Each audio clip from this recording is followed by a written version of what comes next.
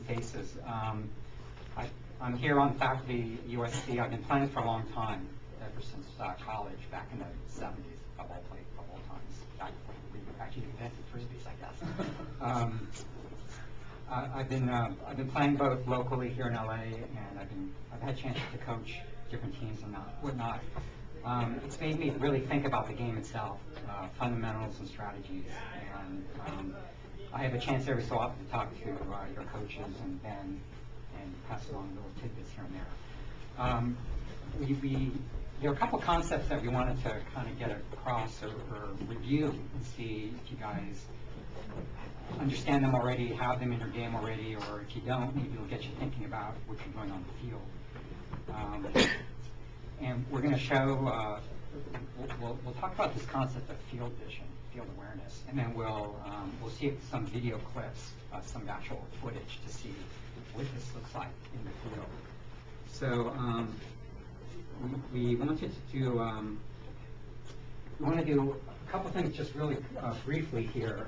We'll talk about what is field vision. We'll do an analogy with driving. I think some of you guys have heard this before, but there's some real parallels with what you do when you're driving, or what you should be doing.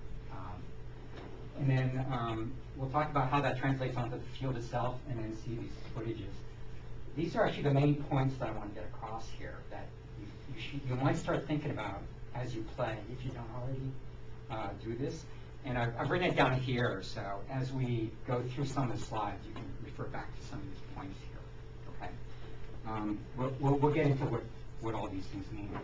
I'm hoping that those of you who have been playing for a little while, feel free to just chime in and either expand on what we're seeing, or if I'm saying it in a way that's maybe just slightly off from how your coaches have been telling you, feel free to jump in and say that. The thing is, we want to make sure that you guys pick up on these concepts in a way that you're learning how to play the game here at SC. Okay. The concept of field vision is actually not something particular to Ultimate. It's actually in all sports, all professional sports. If you've ever heard of quarterbacks saying that the game is slowed down for them, from when they were really early on to as they're been playing for quite a while, the whole game is slowed down. This is actually part of the concept of field vision. What it really means is that when they started playing, everything was a blur. All this stuff was happening. But as they played, they gained more experience, they gained more understanding of the game. They actually started to see more that was happening on the field itself, to the point where they could see things. They could sort of tune out stuff that they knew wasn't quite as important and focus on the stuff that was really important for that particular point. And that's why the game slows down to them. They actually can interpret stuff and really see much more than what they did when they were starting out. Point guards do this. They're coming down the court. They're taking in how their teammates are spread around the half court. They're seeing how the defenders are all lined up. They're really kind of soaking in, seeing and interpreting what's going on. We do the same thing in Ultimate. In fact, Ultimate's probably more so than other sports, because all 7 players on each team are doing this all the time. Hundreds and hundreds of small decisions are being made over the course of every point. So you really, field vision is really important, because as you play, you really want to be reading the field all the time and adjusting to what you see. This is one of the important parts of the field vision. So these are some of the points that you want to do while you're on the field. Okay. Does that make sense?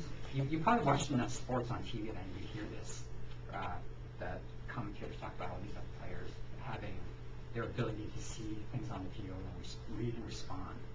Okay. There is a real analogy to this with cars. You guys all drive, right? You guys drive in LA? Not Jaybird. No, I won't ask why. Why not? There's probably a story behind it.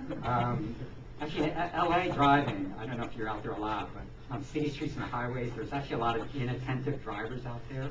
which means that you actually have to be pretty attentive to actually get through. We're going to see how this actually translates for driving in cars here. We're actually going to talk about blind spots. This actually kind of translates into the dead zone in Ultimate, but every driver has blind spots around his car, and if you know what that is, if you're the other car, if you know where some other car's blind spot is, you know not to get into it, because that's a spot that car cannot see where you are, or even if you're there. Kind of all by itself, though, a car actually doesn't care if it's all by itself that it has a blind spot. It's only when two cars are near each other that is important. Okay. So here it is. Here's some other car, and you're either the green or the red car here, right? And so as you approach this blue car, it's sort of like the pattern around that blue car is what's important. It's not really what you've got, it's what the other car has as you approach it. Okay, so there's a different perspective here. It's not you, it's the other guy. Okay, and so when you're driving, if you can be seen by the mirrors, of course, the other guy knows you're there, they can see you. And if you're way up in front, but if you're off on the side, there's a little spot here where that car can't see you. That's the blind spot here. And as a driver, like in the red car, you want to be spatially aware of that. So when you're driving along, you can actually look at another car and immediately define zones around that car. And that tells you a whole bunch of stuff right away, right? The rear view or side view mirror area, that's a safe place to be. Forward, or I call this kind of lane change area, but you're actually in front of the car, and so they can see you. That part's all safe. There are these little flanks out here. Those are those blind spots. Right? Depends on the shape of the car. Depends on actually the shape of your car too.